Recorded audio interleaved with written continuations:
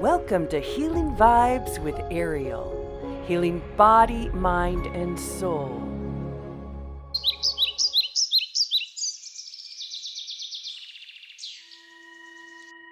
Hello, everyone. Thanks for dropping in.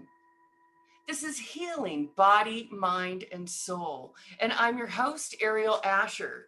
Today, I have the honor and good privilege to be here with my newfound friend, Sheryl Mays. Now, I saw Sheryl speak at the Speaker Talent Search recently, which I adjudicated, and she did a marvelous job. She piqued my interest, and I knew I just had to grab her, scoop her up. She is a woman on fire. She has got a mission and a half, I'd say, by her bio. She's got a mission and a half, not just a mission, but more than a mission. And I know you're going to want to lean in and hear what she has to say today. Sheryl, thanks for taking time out of your schedule to be on with us today. Absolutely. I'm excited. I am excited to have this conversation because I know it's going to be amazing. It's going to transform some individuals. It's going to give them some ideas on thought, some thought provoking ideas, and just, the ability to ask some more questions. Mm, mm, mm. Now, Sheryl, you do a lot of, I know that you're a coach, you're an author. What do you think is the number one thing that people come to you with when they're perplexed or when they're in a stuck place? It's just that I'm stuck, right? I'm stuck. Okay, that's a good enough one, right? All right, let's start there. Yeah. How do people know when they're stuck? How does that present in their lives, do you think, Sheryl? When there's something that you want to accomplish, you have a dream, you have a vision, there's something that's on your heart, and you feel as though you're not fulfilling your purpose, or you haven't even designated what your purpose is, right? That's that existential question. Why am I here? Yes, Some yes. people rest in that and never try to develop it any more than the question itself. And then you have others that say, you know what? I know I'm meant to do more. I just need somebody to help me to serve as a guide, to serve as a guide that provides insight, that uses what I like to call that third lens, that lens from the outside looking in, where you're asking questions that are pivotal to a person's growth, that allows them to be able to look at techniques and strategies that they might not have even considered on their own. Because sometimes, you're a little too close to your situation, or you're too close to your problem, and you're going, I've exhausted everything that I know. And that's when you're stuck. And it's a glorious place to be, right? When you have awareness of it, because that's when you can make the transformation. Right. That's when the magic can start to happen, and possibility is just right around the corner. But you have to get to the place where you have that moment of awareness in that stuck space, right? I mean, correct me if I'm wrong. Exactly. And that's that self-awareness aspect that sometimes people are a little afraid, because you don't know what you're going to find out. So you're like, maybe I'll leave that alone. Maybe we won't dwell on that. Maybe we won't dive into that. But that's that area where you have the most growth. That's the area where you have, I call it that champion effect, right? That's the area when you truly recognize that there's something in you that is so huge, and it needs to get out. It needs to manifest. It needs to surface. And for some reason or another, it's been repressed. It's been, silenced. And so you're at a point where you're like, I want this champion to rise so that I can wake up in the morning feeling good about my day. And it hasn't even happened yet. The day hasn't even happened yet, but I'm going to live the day with expectations. Right? I'm going to expect it to be an amazing day. And when you think about that mindset, Aeriol, what happens is you're now starting to manifest opportunities. People start coming to you. And I call it God math, when, for us, it's 1 + 1 = 2. And you're like, yeah, I know exactly how that happened. I did this. And so that was my result. But when you use a higher being math, and that's whoever your higher being is, Yeah. 1 + 1 = 10, and you're baffled because you're like, how did that happen? Yeah. How did that quantum leap how did that quantum leap or that perspective shift, that one little shift of the trajectory that opens up like a whole new universe for somebody? Exactly. Yeah. And you have no idea, except now you're reaping the rewards of this abundance, and you're still going, okay, I don't know how it happened, but you can either stay there in that, let me figure out how, or you can go, okay, it's happened. I'm in it. So let me roll with this, right? Right. Right. So how do you think that a person can tap into that powder keg, that super champion of themselves, the energy of that of that part of themselves, that expectancy and that positivity, and not get dragged down by the repression, depression, suppression, all the pressions? So I would say two things. Number one is we have to ask a question that a majority of us have never asked ourselves. And that's, what do you want? Right? What do you want? And having a definitive answer. Because when you think about it, the last time that we were able to display what we wanted, we were infants, right? When we wanted something, we knew how to get it. We knew how to cry, right? We know that we were going to get somebody's attention. They're going to see if we need food. They're going to see if we need our diaper changed. They're going to hold us. They're going to find out what I want. And then as we grew up, we were told, right? You're going to do this. You're going to go to this school. You're going to wear this. You're going to come home at this time. You're going to hang out with these people. You're not going to hang out with these people. You're going to go to school where I went to school. And so when it comes time for you to go, well, what is it that I do want? This might be the first time you have actually asked yourself that question, because you were always told, right? We get a job, we get a home, we have a family. That's what you're told to do, because that's the way it works. Right? But when you actually have the ability to sit down and go, what do I want? What is it that will make me feel really good about who I am as a person, about how I'm contributing to society, and about how I'm helping others? What is it that allows me to be able to do that?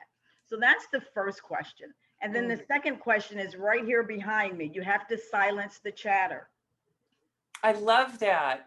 You have tell us about the chatter monsters. For those of us who are listening only on audio, she's got a great signage behind her that says "silencing the chatter monsters," and it's got this great woman in a little bit of a state, I guess, trying to silence those monsters. Talk to us about that a little bit, Sheryl. This is my book. I published this book in 2019, and it's called "Silencing the Chatter Monsters: Move Beyond Your Fear." And it's about a traveler that literally has this dream. She's got a vision. She wants to do something that she's never done before in life, and it's to start her own business. But she's hearing all of this chatter. She's hearing people going, who do you think you are? Oh, that's a good one. Yeah. Nobody in your family has ever done anything. You're just daydreaming. You talk about it all the time. You're never doing anything about it. Do what you've been doing. Go to your job every day and just live status quo. And so she embarks on this journey, and she starts to take a walk. And as she's taking this mindfulness walk, where she's just in the moment, and she's just feeling all of these things, and she starts to meet these different individuals. And they come to her at a place where she doesn't expect it.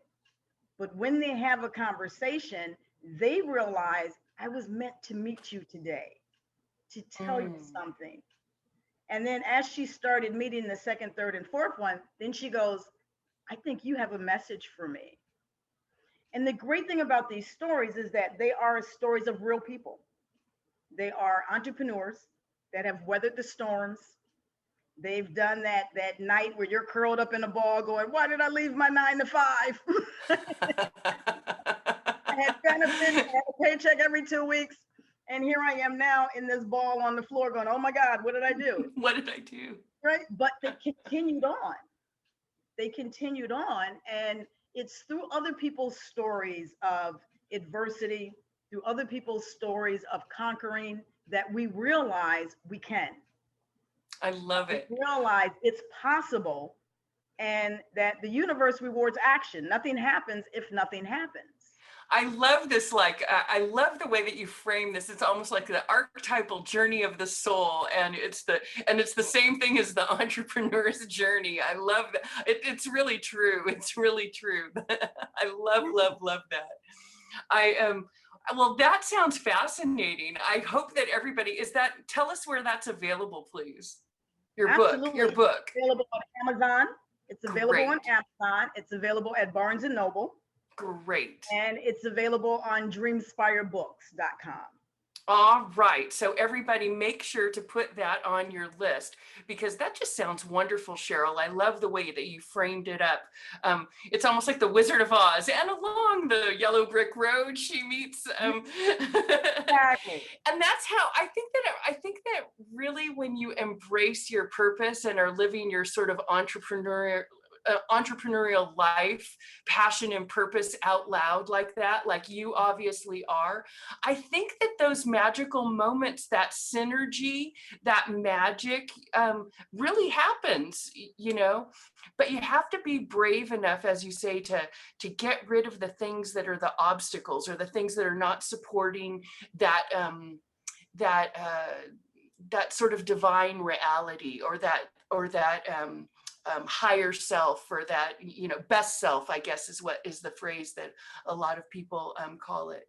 Now, I know, because I heard you speak a little bit, and we spoke a little bit before we got on the recording here today, but I told you that I'm very interested in the piece of your personal story where you talk about narcissist abuse and recovering from narcissist abuse, because we've been talking so much for the past year about all kinds of mental health stuff.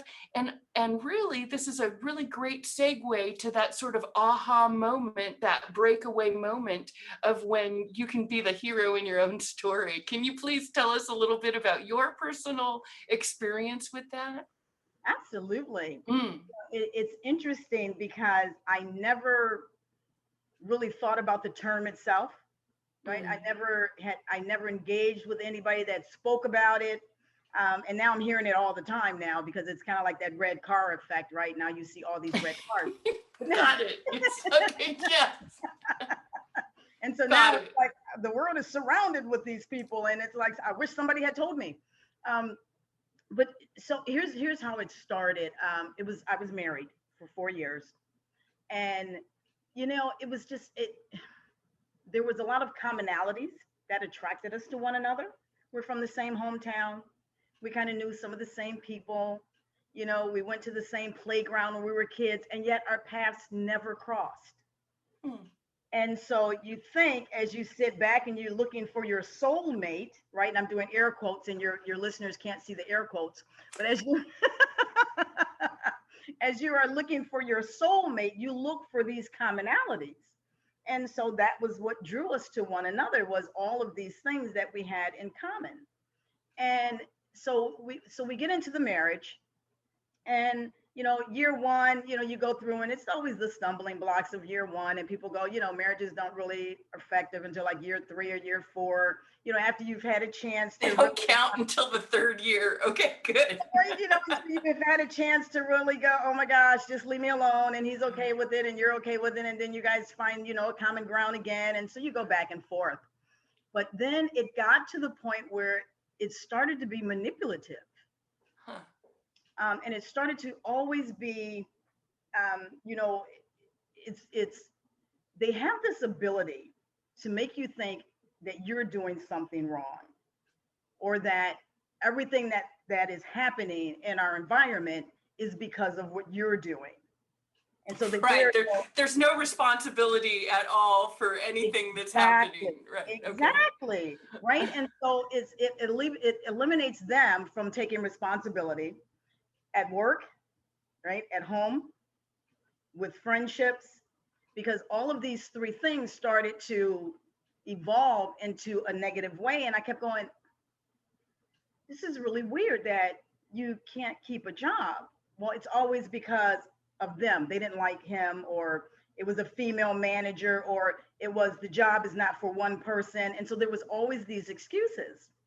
And then we would go out with my friends, and it would be, well, I don't like your friends. And so every time it was time for us to go out, I would end up making an excuse and Mm. saying, no, we're not going to be able to come because of, this or that, whatever excuse I had for the day. And so then that's where the isolation came in. And then it was, well, your family shouldn't come here to visit. And when they do come to visit, then, they shouldn't stay here longer than, 2 or 3 days. And I'm like, well, my family happens to love me. you, and they come in from out of town. And so, I was always a family person. You knew this. But so then everything got to be such a battle. And then it started to be at work, because I've always been this individual that is just always had this entrepreneurial spirit. My family's always had 2 or 3 businesses. And so this is how I grew up, not to always be that person that is, the frontline person. Right. So I'm a VP, and I'm flying the country, and I'm doing all of these things, and I'm volunteering. And, that's just that's my DNA. Right. That's just my DNA. And it was always, where you're trying to be, this, and you're trying to be that. And, it just got to be where everything that I did, he would always put it down, and just always put it down. And, I got to the point where I was just exhausted. I was exhausted. I was mentally exhausted, because he would continuously say, oh, you just don't remember saying this, or you don't remember doing this. And I'm like, no, I didn't. I didn't do that. I know I didn't do that. Oh, you just don't remember. And so now this is what they call gaslighting. Wow. Okay. It's Gotcha. always them trying to make you think like you're losing your mind. And it's like, I know I didn't do that. And so now you start to second and third guess yourself. And then it got to be really bad, where I was getting these horrible, horrible text messages every morning just to ruin my day on my way into work. And I would literally sit in my car before I would go into the job, and I would just sit there, and I would listen to TED Talks, or I would listen to something on YouTube to motivate me, to get me back into a good mental state. And it just so happens I was listening to, I'll never forget, Angela Duckworth, and where she was talking about grit and her study of grit. And right after that, there was a video that said, how do you know you're living with a narcissist? And I was sitting in the car, and I'm like, well, I got 10 or 15 minutes before I need to go in. Oh my And gosh. so I said, what is this thing? So I listened to it, and I'm like, oh my gosh, this is exactly, there's that lack of empathy, lack of responsibility, the ability to want to put yourself into a position where you have accomplishments that you have not fulfilled, but just to make yourself more superior than others. Mm. And I'm listening to this checklist, and I'm like, oh my gosh, this is exactly what I'm living with. And so once I realized that, I'm going, okay. Now, the thing about narcissism is that they will never get tested. So you can never prove to them that they are truly a narcissist, because they don't go and get diagnosed, because there's nothing wrong with them. It's This you, would make sense. This would make sense, right? right? Oh Yes. my gosh. And so just Those are the same ones that don't want to do any personal development, right? exactly, right? Because it's never me, it's never It's me, it's those other people. It's the they, it's the they. And who are they? Right? But then it just got progressively worse. And we were coming to the end, and we decided, okay, we're just not, this is not happening anymore. It was 4 years in, and we were in a divorce, and then it got really, really ugly. And we had an argument. The police were called. He told them that I pushed him. I was then arrested. I Oh had to my go to God. jail behind this. I ended up losing my job behind this, because he called them to tell them. Then it just got really, really bad. And so I ended up losing my house that we were in. Luckily, I had my first home that I purchased. And luckily, I didn't put his name on it. So Yeah, when I'm listening to this, this is really about boundaries, right? He isolated you. Yeah, it really. I'm glad you kept your boundaries. Well, you're tough as nails. I can tell. I can tell that anyway. You know, I'll tell people and I share with them, and that's just the short version of the story. sure. This could be like a lifetime story. But this is what really brought me to the point of going, wait a second, you're so much bigger than this. You're so much more powerful than this. And I happened to be at my friend's house because that's where I ended up going to, was a friend of mine to live with her, with my two dogs and my mother. Oh, And bless you. and I'm thumbing through this magazine. And I was always one of these individuals that love motivational quotes. I write them down if they mean anything to me. I turn back to them and I look them over periodically. And I came across this quote, and it was by Layla Delilah, and it said, "When she remembered who she was, the game changed." All right, that's a great quote. Right? I That's a mean, we're great quote. talking about something that is like slap you in the face. That just throws cold water on you, put you in a cold shower. All of those things were embodied in that quote because Mm. I looked at myself in the mirror and I got up. I looked in the mirror and I said, I dare you. I dare you to do better. And then I said, I dare you to rise and shine. And at that exact moment, that's how I named my company. And that's how my company got its name, Rise and Shine. Fantastic. And and so it took me probably another year later to change my symbol because my symbol is now a lotus flower. And the lotus flower, if your listeners aren't aware of it, a lotus flower is a flower that's embedded in mud, Yeah. surrounded by water, and yet it blossoms. And it's like a magical flower because nobody knows how does that even happen? But it's Right. a survivor, right? It's a survivor. Yes. And so I know that the point of your show is about healing. And I know that there are a lot of lotus flowers out there that are right now embedded in the mud, surrounded by water, and they're looking for the sunshine. And I say to them, remember who you are, because when you do, the game changes. Mm. And those petals open up to the sun, and you realize that that champion is still in you, Yeah, there she is. right? It didn't go anywhere, right? You just pushed it to the side because you were trying to do something else, but it never left you. Right. You have the ability to recall it. You have the ability to resuscitate it, right? Get that defibrillator out. Yes, stat clear, right? We got it. Totally. I love this. I love this opening to the sun, connecting to your source, your life source energy, right? And really remembering this is the same thing that we hear so often, put your life mask on first. Open to the source, to the sun, and don't worry if that individual over there, I think as women, well, not only as women, but as women, I do know we are caretakers and we are people pleasers, right? And we sometimes even derive our own sense of value by how well we're taking care of others, right? So that gets to be a very complicated turn of energies, right? And women, I think, forget to open to the sun, like the beautiful lotus Sheryl Mays is reminding us to do.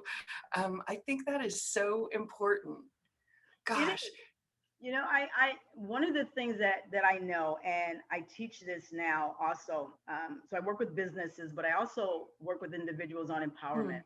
Mm-hmm. And one of the first things that I do with anybody, because I don't care what you're trying to accomplish, if you are not speaking words of positivity to yourself, if you are not appreciating who you are, if you are not showing yourself love, then none of that's going to happen because you have to continuously push yourself. We don't always have that bandwagon, right? That fan club. We don't always have Right. those followers that are like, hey, you got this, you're going to do fantastic, right? Most of us have those other people, right, that are like, who do you think you are? right? Mm-hmm. You're never going to be able to do this. And so when we hear it so often, we start to repeat it. And then it dives into our subconscious. And so we go to sleep. And this is what we're saying to ourselves: I'm not enough. I'm an imposter. I'm never going to be able to do this. And so we repeat those things. So the words that you speak to yourself, and I'm a huge believer of affirmations and visualizations Mm. because it gives us power. It makes you stand up. When you're talking about being unapologetically bold, when you recite words of positivity, you stand differently. You start to speak differently. You no longer allow yourself to be labeled or put into a box or to silence. You're the one that's like, you know what? Hey, my name is Sheryl. This is who I am. Love me or not. Absolutely. Well, when the intention and the physiology and everything is pointed in the same direction, when the intention is the same and authentic through and through, like that is pure power, Mhm. right? When you get in that state.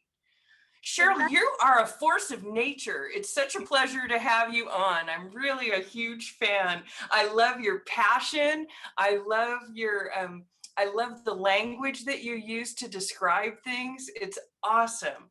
If our listeners are just as infatuated with you as myself, how can they reach out and get a little piece of you, Sheryl? I am on social media. So, but you can go to my website at www.rising the word and shining.com. Definitely connect with me on LinkedIn, Sheryl Mays, Instagram, which is Rise and Shine CF. Awesome. I love, love, love it. I'm going to go make sure that we are all hooked up on all those platforms as well, Sheryl.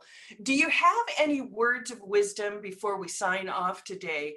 Any little super tip you want to give to any woman out there or any individual out there who is suffering and maybe not feeling that they are ready to rise up yet? What do you think is going to be their first step?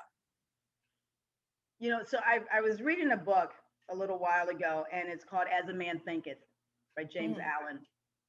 And one of the things that he said in there, and it literally gives you reason to pause, is that individuals want their circumstances to change, but they're unwilling to improve themselves.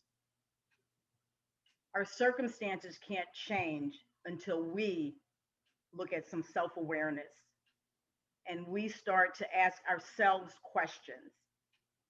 And that's where it starts, just to ask yourselves questions. And it could be the simplest question is, you know, what is it that I'm doing today that's going to allow me to accomplish my goal? If the answer to that is, well, gosh, I didn't really do anything to accomplish my goal, then that's a starting point. Right. You better Right. get on it tomorrow for sure. Right. Because the universe rewards action, right? It takes action. And sometimes you don't even have to have the full path. Sometimes we wait to have everything laid out. I got to know steps 1 through 15, which means that oftentimes it leads us to procrastinate, or we quit, or we surrender. Just lean Mm. into it. Take the first step and let the universe fulfill your wishes and your dreams. And then things will happen. Because once you take that first step, you're going to take the second one. And then you're going to see that you're going to get closer and closer. You'll start seeing results. And it's about sustainability Mm. and sustaining those habits that allow you to continue to move forward. Fantastic. Sheryl, you're such a gem. Really, really have enjoyed spending a few moments with you here today. And I'm sure that our audience has gotten a couple pearls of wisdom. Don't forget about silencing the chatter monsters, everybody, because that one is definitely on the top of my reading list. Okay, Sheryl, thank you so much for spending some time with us today. I really, really appreciate it. Thank you. Thank you so much for having me. To your listeners, thank you guys.